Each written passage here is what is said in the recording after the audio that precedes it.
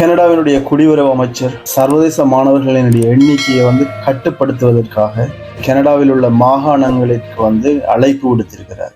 Is your government going to, even temporarily while the housing crisis is so acute, cap the number of international students and or temporary foreign workers? Well, it's something we're going to look at in the first half of this year. Actually, that volume is disconcerting. It's really a system that has gotten out of control. வணக்கம், நான் உங்கள் THINA. எப்படி இருக்கீங்க எல்லாரும்?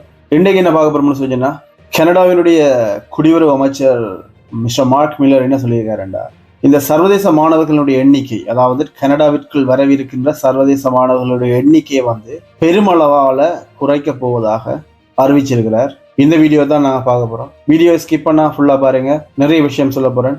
வாங்க வீடியோக்குள்ள போகலாம். இந்த கனடாவிற்கு வர சர்வதேச மாணவர்களினுடைய எண்ணிக்கையை கட்டுப்படுத்துவதற்காக இந்த மாகாணங்களுக்கு, கனடாவில் உள்ள மாகாணங்களுக்கு அழைப்பு விடுத்திருக்கிறார். அப்படின்னு சொல்லிச்சுன்னா, இந்த கனடாவில் ஸ்டூடெண்ட் விசாவில் வராக்களுடைய எண்ணிக்கையை குறைக்க போய் இது இப்ப புதுசா இந்த நியூஸ் இறுக்கமான முறையில நடைமுறைப்படுத்த போவதா அறிவிச்சிருக்கணும்.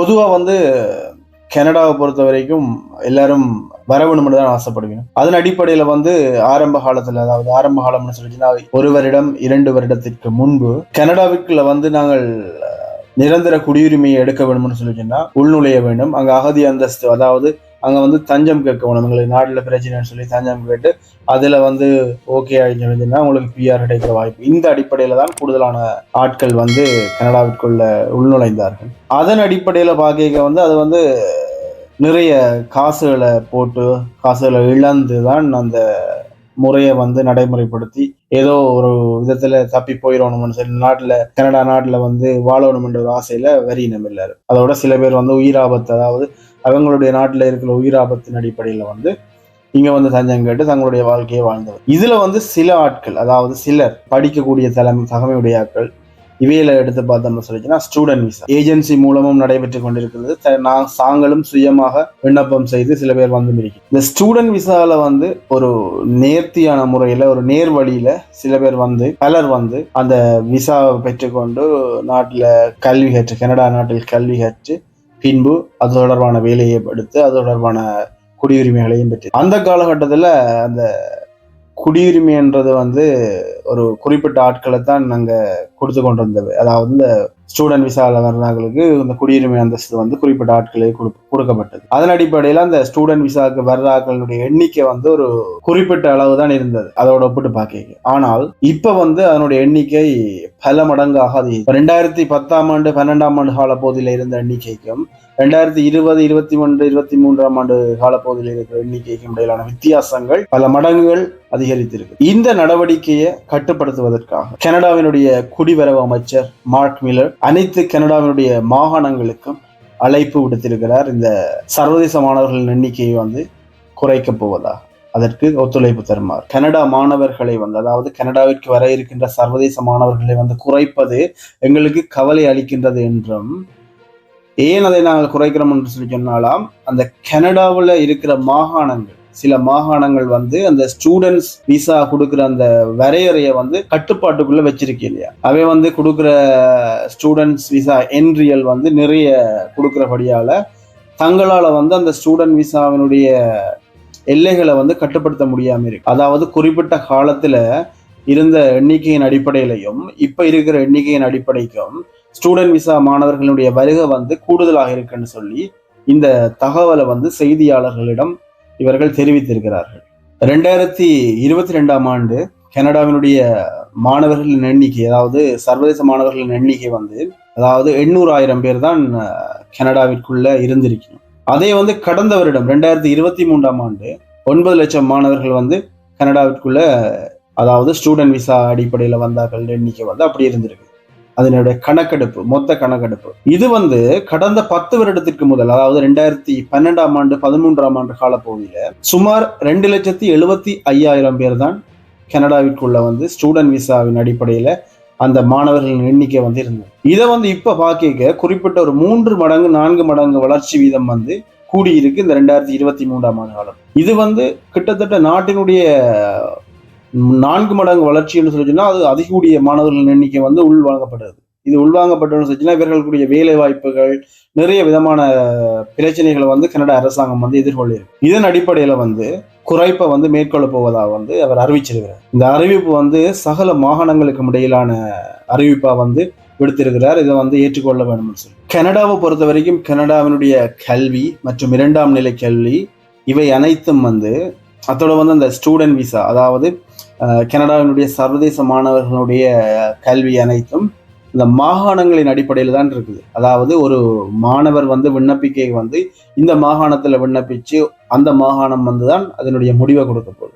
அப்ப அனைத்து அதனுடைய முடிவுகளையும் எடுக்கிறதுக்குரிய அதிகாரம் வந்து மாகாணங்களுக்கு தான் இருக்கு. இந்த மாகாணங்கள் தான் முடிவெடுக்கணும் எத்தனை மாணவர்களை இந்த மாகாணம் உள்நுழைய அனுமதிக்க வேண்டும் என்பது. அவர்கள் கொடுக்கிற விண்ணப்பங்களை வந்து இந்த மாகாணம் ஏற்கவில்லைன்னு சொல்லிச்சுன்னா அந்த விசா வந்து மறுக்கப்படும். இதன் அடிப்படையில தான் இந்த அமைச்சர் கூறியிருக்கிறார், இந்த மாகாணங்களின் அடிப்படையில அவர்களுடைய அந்த உள்நுழைகிற எண்ணிக்கையை வந்து நீங்கள் குறைச்சாதான் அடுத்த வரும் இந்த நடவடிக்கைகள், அதாவது கனடாவினுடைய உள்கட்டமைப்பு நடவடிக்கைகளுக்கு நாங்கள் பல மாற்றங்களை கொண்டு வர இருக்கிறோம். இது வந்து இந்த கனடா மாணவர்களுடைய வருகையை நீங்கள் குறைச்சாதான் அடுத்த கட்ட நடவடிக்கைகளுக்கு நாங்கள் போகக்கூடிய மாதிரி இருக்கும் என்று இந்த செய்தியை வந்து வெளியிட்டு. அத்தோட வந்து இந்த மாகாணங்களுக்கு வந்து அமைச்சர் ஒரு அறிவித்தல் கொடுத்திருக்காருன்னு சொல்லிச்சேன்னா, குறிப்பிட்ட வரையறைகளுக்கு உட்பட்ட அடிப்படையில் வந்து நீங்கள் மாணவர்களை வந்து ஏற்றுக்கொள்ள வேண்டும். அவ்வாறு ஏற்றுக்கொள்ளாவிட்டால் IRCC, அதாவது இவங்களை குடிவரவு அமைச்சு வந்து என்ன செய்ய முடியும் சொல்லிச்சேன்னா, இதை வந்து அவதானிச்சு கொண்டிருக்கும். எல்லா மாகாணங்களையும் அவதானிச்சு கொண்டு, இது வந்து எல்லா மாகாணங்களையும் குறிப்பிடவில்லை என்றும் அவர் கூறியிருக்கிறார். அதாவது குறிப்பிட்ட சில மாகாணங்கள் மாத்திரம், அந்த மாகாணங்களின் அடிப்படையில் வந்து அவர்களுக்கு சில நிபந்தனைகளுக்கு உட்பட்ட வரையறைகளை வந்து மேற்கொள்ள போவதா வந்து அவர் கூறியிருக்கிறார். இது வந்து பொதுவா வந்து ஸ்டூடெண்ட் விசா மாணவர்களை வந்து தாக்க மாட்டாது. ஏன்னு சொல்லி சொன்னா, ஸ்டூடெண்ட் விசாவில் வந்து அந்த குறிப்பிட்ட குவாலிஃபிகேஷன் அடிப்படையில் நீங்கள் தகுதியானவர்கள் நிரூபிக்கப்பட்டால் நீங்கள் அது ஈஸியாக அதை பெற்றுக்கொள்ளக்கூடிய மாதிரி இருக்கும். தகமைகள் என்னென்னு பார்த்து அதற்குரிய விண்ணப்பங்களை நீங்கள் மேற்கொண்டால் உங்களுக்குரிய வாய்ப்புகள் நிறைய இருக்கும். இதுக்கான நீங்கள் அந்த பயப்பட வேண்டும் என்ற அவசியம் இல்லை. ஆனால் அந்த இறுக்கமான நடைமுறைகளுக்கு அடிப்படையில் தான் இனி வந்து நடக்க போகுது எல்லா விஷயமும். என்னென்னு சொல்லிச்சுன்னா, நிறைய மக்கள் வந்து கனடாவிற்குள்ள இப்போ வந்து கொண்டிருக்கும். அந்த வளர்ச்சி வீதம் கூடுதல், அதாவது வாராக்கள் எண்ணிக்கை வந்து கூட வாரதால அவர்களுடைய அந்த கட்டுப்பாடுகள் விதிமுறைகள் வந்து இறுக்கமாக்க போயிடும். இதுதான் ஒன்று நடக்க போகுது இல்லையா. இதுக்கு நீங்கள் இப்போ ஸ்டூடெண்ட் விசா ஃபுல்லாக அனுப்பாடிட்டு வேற எதுவும் செய்ய போயிடும் அப்படி ஒன்றும் இல்லை. இது ஸ்டூடெண்ட் விசாவில் வர்றார்கள் எண்ணிக்கையின் அளவு, அதாவது முன்பு எவ்வாறு இருந்தது அதன் அடிப்படையில் பார்க்க இப்போ கொஞ்சம் கூடவா இருக்கு, அந்த எண்ணிக்கையை வந்து கொஞ்சம் குறைக்க போயிடும். இதுதான் இந்த கனடா அரசாங்கம் மேற்கொள்ள இருக்கிற இந்த ஒரு விசேட நடவடிக்கை.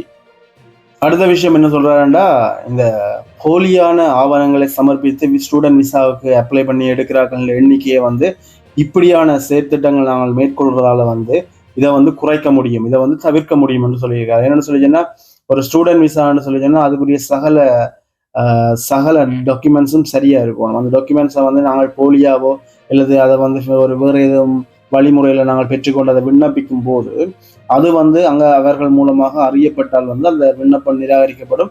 அத்துடன் நாங்கள் கனடாவுக்கு, அதாவது அப்ளை பண்ணுற அவ்வளோ பேரும் வந்து கனடாவுக்கு வர முடியாத சூழ்நிலைகள் நிறைய வாய்ப்புகள் நிறைய இருக்குது. இதில் இந்த விஷயத்தை வந்து குறைக்கிறதுக்காண்டி இந்த நடைமுறை வந்து சாத்தியமானது என்று அதை விளக்கி இருக்கிறார் கனடிய குடிவரவு அமைச்சர். அப்போ மொத்தத்தில் வந்து கனடாவில் வந்து சரியான இறுக்கமான நடைமுறைகள் இப்போ இனிவரும் காலங்களில் நடைமுறைப்படுத்தப்பட உள்ளது.